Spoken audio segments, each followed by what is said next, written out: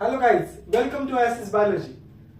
आजच्या NEET biology sessions मधला सगळ्यात बेस्ट टॉपिक आज आपण स्टडी करणार आहोत, जे आहे प्रोटीन्स. ओएसिस बायोलॉजी मध्ये आपल्या सगळ्यांचं स्वागत आहे. नीट बायोलॉजी सेशन मध्ये आजचा आपला सगळ्यात इंटरेस्टिंग टॉपिक आहे प्रोटीन्स. प्रोटीन्स नाव ऐकल्यानंतरच आपल्याला समजतं. आपण बायोलॉजी मध्ये खूप साऱ्या सेल्स बघितल्या आहेत. त्या सेल्स मध्ये सगळ्यात इम्पॉर्टंट बायोमॉलिक्यूल जो असतो तो असतो प्रोटीन. आपल्या बॉडीमध्ये जेव्हा आपण प्रोटीन स्टडी करतो तर आपल्याला समजतं की लिव्हिंग सिस्टम मध्ये मोस्ट अबंडंट बायोमॉलिक्यूल जर कोणता असेल तर कोणता असेल, प्रोटीन असेल. एक असा ऑर्गॅनिक मॉलिक्यूल आहे जो सगळ्यात जास्त अबंडन्स मध्ये प्रेझेंट आहे. आपल्या बॉडीच्या प्रत्येक सेल मध्ये आपल्याला दिसतो. जेव्हा आपण बॉडीचे सगळे सेल्स स्टडी करतो, प्रत्येक सेल मध्ये प्रोटीन शिवाय आपल्या बॉडीचे कॅरेक्टरिस्टिक्स एक्सप्रेस होतच नाही. जेव्हा पुढे जाऊन तुम्ही सेंट्रल डोग्मा स्टडी कराल, तुम्हाला समजेल आपल्या बॉडीमध्ये जेनेटिक मटेरियल प्रेझेंट असतो, ज्याला आपण म्हणतो डीएनए. डीएनए पासून आरएनए तयार होतो. डीएनए मधली इन्फॉर्मेशन, जे कॅरेक्टरिस्टिक्स डीएनए मध्ये प्रेझेंट आहेत, ते पुढे जाऊन एक्सप्रेस होतात in the form of the protein molecules. म्हणजे आपल्या बॉडीमध्ये जेवढे काही कॅरेक्टरिस्टिक्स प्रेझेंट आहेत, प्रत्येकाचं प्रोटीन आहे. प्रत्येक कॅरेक्टरिस्टिक्सचा एक्सप्रेस झालेला प्रोटीन आहे. ते प्रोटीन आपल्या बॉडीमध्ये प्रेझेंट आहे, म्हणूनच आपल्या बॉडीमध्ये कॅरेक्टरिस्टिक्स काय होतात, एक्सप्रेस होतात. सेलच्या सरफेस वरती प्रेझेंट आहे, सायटोप्लाझम मध्ये प्रेझेंट आहे, न्यूक्लियस मध्ये प्रेझेंट आहे, मायटोकॉन्ड्रिया मध्ये प्रेझेंट आहे, क्लोरोप्लास्ट मध्ये प्रेझेंट आहे. सगळीकडे प्रोटीनचं अबंडन्स आपल्याला पाहायला मिळतं. सेलच्या प्रत्येक पार्ट मध्ये आपल्याला प्रोटीन्स सापडतात.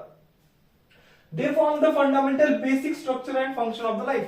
आपल्या बॉडीमध्ये जेवढे कॅरेक्टरिस्टिक्स प्रेझेंट आहेत, आपली बॉडी जे काही फंक्शन कॅरी आउट करते, प्रत्येकामध्ये जे काही मेजर रोल प्ले करतो तो कोण आहे, प्रोटीन आहे. किती महत्वाचं आहे प्रोटीन आपल्या बॉडीसाठी, किती मोठा रोल प्ले करायला आहे, जेणेकरून आपली बॉडी पूर्णपणे रेग्युलेटेड फॉर्म मध्ये वर्क करते.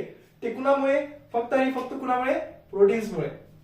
तर प्रोटीन्स नेमकं बनले कशाने आहेत? जर प्रोटीन्स हा पॉलिमर फॉर्म आहे, एक कॉम्प्लेक्स मॅक्रोमॉलिक्यूल आहे, तर त्याचा बेसिक युनिट पण काहीतरी असला पाहिजे. कोणत्या तरी बेसिक युनिट पासून ते प्रोटीन्स बनले असले पाहिजेत.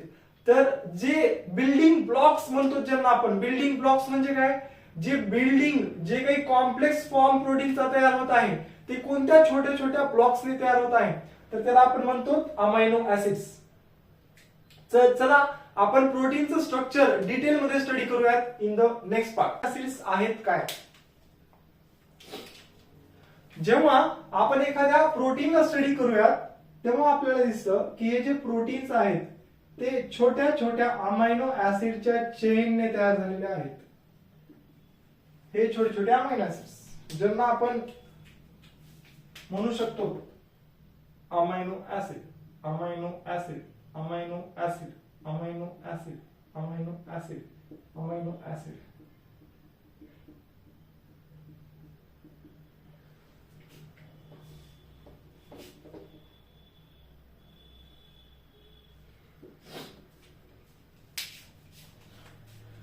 जेव्हा आपण प्रोटीन स्टडी करतो, प्रोटीन एक पॉलिमर आहे आणि तो पॉलिमर अशा छोट्या छोट्या ब्लॉक्स पासून तयार झालेला आहे. हे छोटे छोटे ब्लॉक्स जे तुम्हाला दिसत आहेत, हे काय आहेत, तर अमायनो ऍसिड्स आहेत. Basic building blocks of the protein molecules. मग ह्या अमायनो ऍसिडचं स्ट्रक्चर स्टडी केल्यानंतर आपल्याला समजेल प्रोटीन नेमकं बनला कशाने आहे. जेव्हा मी अमायनो ऍसिडचं स्ट्रक्चर स्टडी करतो, तेव्हा मला एक अमायनो ग्रुप दिसेल,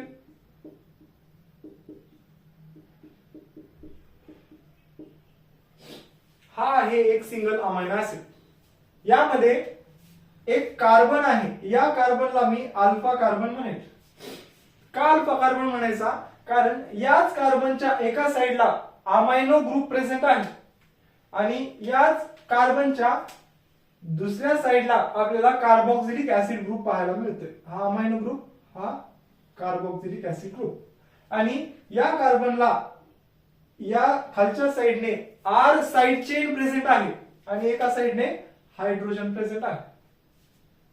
म्हणजे हा अल्फा कार्बन एक असा कार्बन आहे ज्या कार्बनवरती 4 वेगवेगळे ग्रुप्स प्रेझेंट आहेत. त्यामुळं या कार्बनला मी कायरल कार्बन म्हणू शकतो. कायरल कार्बन म्हणजे काय? These are the types of carbon atoms which contains 4 different groups attached to that carbon. त्या कार्बनला 4 वेगवेगळे ग्रुप्स जेव्हा अटॅच असतात त्याला आपण कायरल कार्बन म्हणतो. हे अमायनो ऍसिडचं स्ट्रक्चर आहे. जेव्हा आपण अमायनो ऍसिड स्टडी करतो आपल्या बायोलॉजिकल सिस्टम मध्ये जे अमायनो ऍसिड्स सापडतात ते 20 वेगळ्या प्रकारचे आहेत. There are 20 naturally occurring amino acids. आपल्या बॉडीमध्ये बायोलॉजिकल सिस्टम मध्ये जे नॅचरली ऑकरिंग अमायनो ऍसिड्स आहेत ते किती आहेत? 20 स्टँडर्ड अमायनो ऍसिड्स. आता हे 20 वेगवेगळ्या प्रकारचे अमायनो ऍसिड्स क्लासिफाय कशाच्या बेसिस वरती करण्यात आलेले आहेत?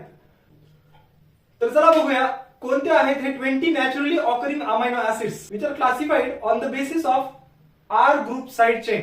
20 नॅचरली ऑकरिंग अमायनो ऍसिड्सची नावे असतील glycine, alanine, methionine, valine, leucine, isoleucine, tryptophan, tyrosine, phenyl alanine, glutamic acid, aspartic acid, histidine, lysine, arginine, serine, threonine, asparagine. दोन राहिले का? Glutamine, tyrosine. विद्यार्थी मित्रांनो, हे आहेत आपल्या समोर 20 नॅचरली ऑकरिंग अमायनो ऍसिड्स. या नेचर मध्ये जेवढे पण प्रोटीन्स आहेत ते सगळे प्रोटीन्स याच बिल्डिंग ब्लॉक्स पासून तयार झालेले आहेत. म्हणजे हे अमिनो ऍसिड्स रायबोसोम मध्ये येऊन एक प्रोटीनची पॉलीपेप्टाइड चेन तयार करतात. प्रोटीनच्या कॉम्प्लेक्स चेनला आपण पॉलीपेप्टाइड चेन म्हणतो. का? तर जेव्हा आपण primary structure of protein study करू त्यावेळेस आपल्याला समजेल दोन अमायनो ऍसिड्स एकमेकांसोबत जेव्हा बाइंड होतात तेव्हा त्यामध्ये जो बॉन्ड फॉर्म होतोय त्या बॉन्डला आपण पेप्टाइड बॉन्ड म्हणतो. तर एका चेन मध्ये खूप सारे पेप्टाइड बॉन्ड्स एकत्रित येऊन एक प्रोटीनची कॉम्प्लेक्स चेन तयार होते. त्या चेनला आपण म्हणतो पॉलीपेप्टाइड चेन. या स्टँडर्ड अमिनो ऍसिड्सला सारखं रिवाइज करा. Glycine, alanine, valine, leucine, isoleucine, methionine, proline, asparagine, histidine, aspartic acid, glutamic acid, threonine, serine. हे रिपीटेटिव्ह रिव्हिजन करा. जितकं रिव्हिजन कराल तेवढे अमिनो ऍसिड्सची नावं लक्षात राहतील. तर चला आपण या 20 नॅचरली ऑकरिंग अमिनो ऍसिड्सला घेऊन आपण प्रोटीनचे स्ट्रक्चर तयार करूया. Primary structure of protein study करतो तेव्हा आपल्याला एक लिनियर अमिनो ऍसिडची चेन पाहायला मिळते. ही जी लिनियर चेन आपल्या समोर आहे ही वेगवेगळ्या अमिनो ऍसिडने बनलेली आहे.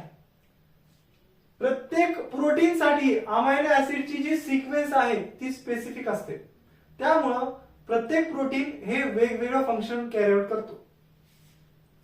या प्रायमरी स्ट्रक्चर मध्ये आपल्याला हा अमिनो ऍसिड 1 नंबर, मी याला 1 नंबर देतो, याला 2, 3, 4, 5, 6, 7, 8, 9. आता हे 9 अमिनो ऍसिड्स जे आहेत त्यामधले काही अमिनो ऍसिड्स सिमिलर असू शकतात बट यांची सिक्वेन्स प्रत्येक प्रोटीनच्या स्ट्रक्चर मध्ये वेगवेगळी असू शकते. फॉर एक्झाम्पल हा अमिनो ऍसिड आहे ल्युसीन, हा अमिनो ऍसिड आहे लायसिन, हा अमिनो ऍसिड आहे हिस्टिडीन, हा आहे एस्पाराजिन, हा फिनिल ॲलॅनिन, हा ग्लुटामिक ऍसिड, हा एस्पार्टिक ऍसिड, हा लायसिन, हा ल्युसीन. म्हणजे अमिनो ऍसिडची सिक्वेन्स ठराविक नसते, specified for the specific protein. आता हे अमिनो ऍसिड्स एकमेकांसोबत कोणत्या बॉन्डने बाइंडेड आहेत हे थोडंसं डिटेल आपण स्टडी करूया. जेव्हा मी एक अमिनो ऍसिडचं स्ट्रक्चर काढतो त्यावेळेस हा फर्स्ट ग्रुप जो आहे तो पॉझिटिव्हली चार्जड अमायनो ग्रुप मला दिसतो. त्यानंतर हा कनेक्टेड आहे अल्फा कार्बन ऍटमला. अल्फा कार्बनला एक आर साइड चेन प्रेझेंट आहे plus COO minus group present आहे. यालाच मी COOH लिहितो. COOH ग्रुप प्रेझेंट आहे. असाच एक दुसरा अमायनो ऍसिड घेतो NH3 प्लस CHR COOH. आता या दोन अमायनो ऍसिड्सला मला कनेक्ट करायचे, त्यांच्यामध्ये एक पेप्टाइड बॉन्ड फॉर्म झाला पाहिजे. तर तो बॉन्ड कसा होतो, तर नेहमी एक कन्सेप्ट लक्षात ठेवायची, जेव्हा पण एक कंडेन्सेशन रिएक्शन होते, कंडेन्सेशन रिएक्शन म्हणजे एका स्मॉलर सब युनिट्स पासून कंडेन्स होऊन एक कॉम्प्लेक्स पॉलिमर फॉर्म होतो, त्या रिएक्शनला कंडेन्सेशन रिएक्शन म्हणतो. आणि प्रत्येक कंडेन्सेशन रिएक्शन मध्ये वॉटर मॉलिक्यूल रिलीज होत असतो. आता यामध्ये या NH3 ग्रुपचा एक H मी या साइडला लिहितो, या COOH ग्रुपचा OH या साइडला आहे. हा COH ग्रुपचा OH ग्रुप आणि या अमायनो ग्रुपचा हा H ग्रुप, हे दोघ जण मिळून वॉटर रिलीज करतील आणि या दोन अमायनो ऍसिड मध्ये एक पेप्टाइड बॉन्ड फॉर्म होईल between the carbonyl carbon of one amino acid and the amino group or nitrogen group of the another amino acid. That bond is called as the peptide bond. आणि हा peptide bond दोन amino acids ला एकत्रित bind करून ठेवतोय, ज्याने अशी छोटे छोटे अमायनो ऍसिड्स एकमेकांसोबत पेप्टाइड बॉन्ड फॉर्म करतील आणि एक कॉम्प्लेक्स चेन तयार होईल.